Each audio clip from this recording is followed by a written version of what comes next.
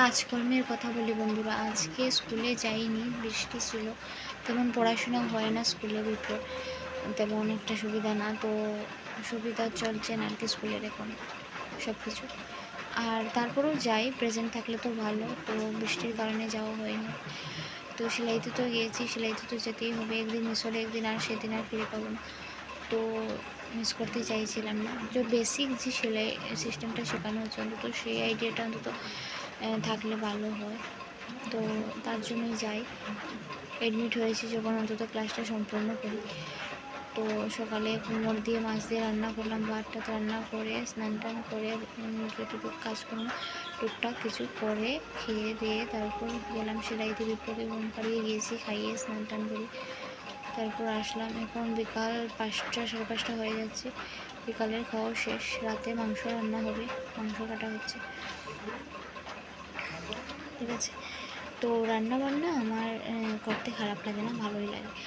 নিজে খাবো, নিজে ভালো মন্দ খেতে চাই, এরকম খেতে চাই, সেরকম খেতে চাই, একটু সুস্বাদু চাই বা সেটা ওটা রুচিসম্মত কথা যেরকম বলতে পারি। নিজে হাত পুড়িয়ে রান্নাটাও তো করতে হবে, তাই না?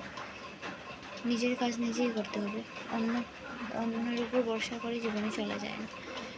তো আমি মানে মোটামুটি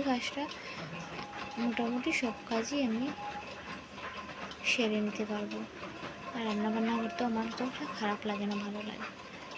ভালো কাজকর্ম তো ভালো, যে কোনো কাজই ছোটো চোখে দেখা উচিত না। সব কাজই কাজের মতো করলে বড় এবং ভালো।